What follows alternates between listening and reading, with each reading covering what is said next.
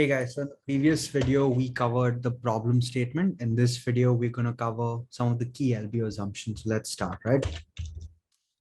So don't get worried by how this tab looks. We're just going to go step by step and build everything that we can right now. So let's start with entry, right? Entry here. Let's just link it to some of the assumptions. 2020, we're not doing anything fancy, just linking it here. Acquisition multiple, EV by EBITDA, LTM is what have they told us? 10x, right? That's here. EBITDA, LTM will be nothing but FY20. So that is just 117.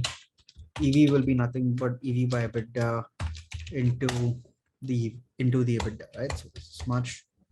Equity value plus debt minus cash is equal to EV. So we're going to make that adjustment to compute equity value. So let's compute the total debt. Let's go to the balance sheet. So we have revolver plus term loan 1 first liens plus term loan 2 second liens plus borrowings. At this stage, remember, revolver, term loan 1, term loan 2 don't exist. This is before we buy the company, right? Hence, these line items are zero. They will have term loan 1 and term loan 2 will have a positive balance in FY21 and going forward, but revolver, it'll depend on whether or not we need the money. But before you acquire the company, it's not been acquired, right? So there was no need for that financing. Hence, it's zero. This here, total cash. Let's just here. This, right? 67. Now, equity value will be enterprise value minus debt plus value plus total debt minus this should be equal to 11600. Just let's see if we've gotten that right. A plus B, C should be 11600. That's correct. So now that we have this exit, don't worry, we will figure this out once the model has been built. Returns also, don't worry. This will come again once the model has been built. Uses of cash, right? So when I buy a company, there will be like a sources and a uses schedule. What does that mean? When you buy a car, right? What are the uses of cash? You're using the cash to buy the car, right? In this case, you're using the cash to buy the company. So there will be an equity purchase. How much will that be? You're acquiring 100%. So it'll be nothing but the equity value that has been imputed at this 10x multiple, right? Now, one more thing, right? Typically, when you do a leveraged buyout, when you buy out a company, you will have to retire the existing debt on the books of the company. Now, you might ask me why. That's because typically debt holders will have covenants that say, hey, in the case of acquisition of this company, before somebody else acquires the equity shares, they're going to have to pay down the existing debt on the books of the company.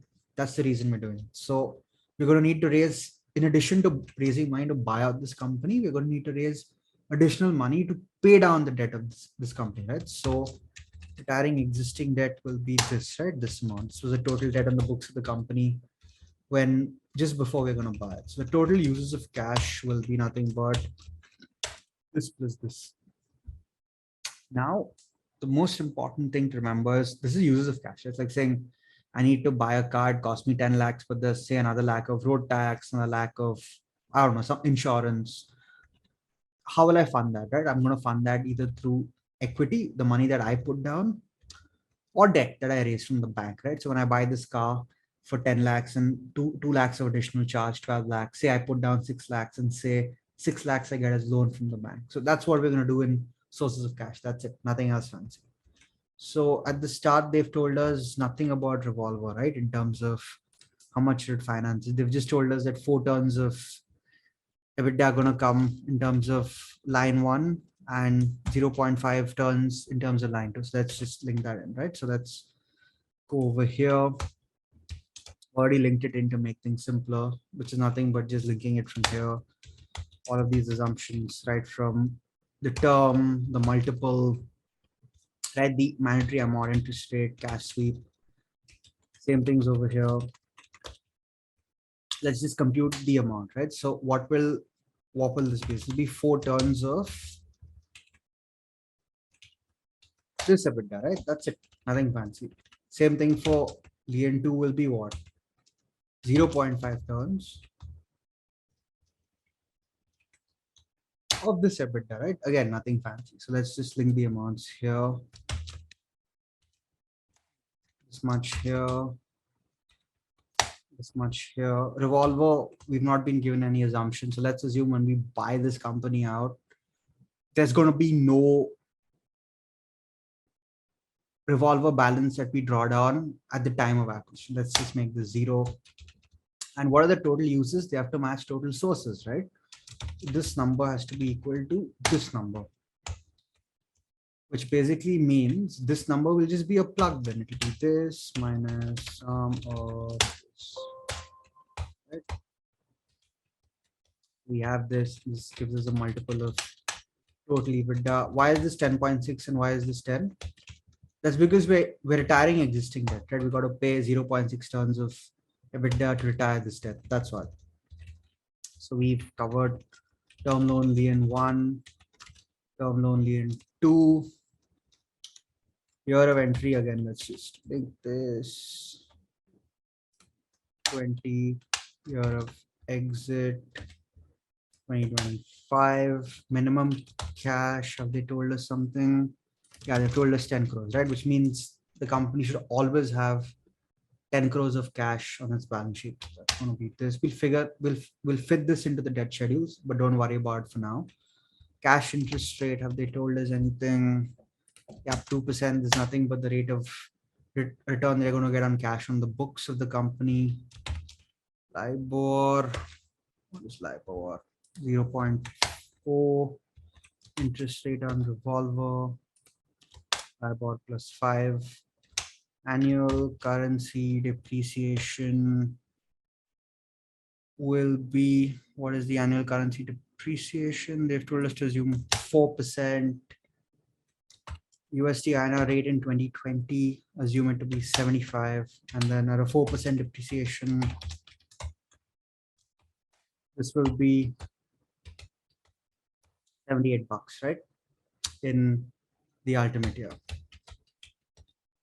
So that's fine. Now we've got to compute goodwill, right? So as we mentioned some of the previous videos, why does goodwill arise when you buy an asset? Typically, when you spend more on an asset than the book value, goodwill just acts as a plug. So let's compute goodwill, right? So what is the total net worth, the book value, balance sheet? It's going to be this amount. It's going to be this plus this, correct? Yeah, it's going to be this. What is the total purchase amount? This, right? Like the total amount of money they're using to buy the company, 1, 2, 3, 4.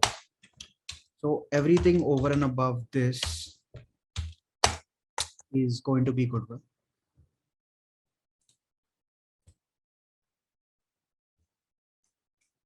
Wait, 1 minute. Sorry. I just made a small error here. It shouldn't be the equity purchase amount. It should be the equity purchase amount, which should be this, not the total uses. My bad. So goodwill will be this much. So in this video, we covered some of the key LBO assumptions. In the next video, we are going to go and we're going to build the pro forma balance sheet when we acquire this company. So this is the balance sheet of the company just before acquisition. But the way we're going to assume this acquisition happens is we raise the debt and we raise the equity. We raise this much amount of money in a shell company, and that shell company acquires this other company, and then they merge both assets. And as a result of which you have a new balance sheet that's created just after the acquisition. And that's called the pro forma balance sheet. So we're going to make adjustments here and we're going to have the pro forma balance sheet here. So see you guys in the next video.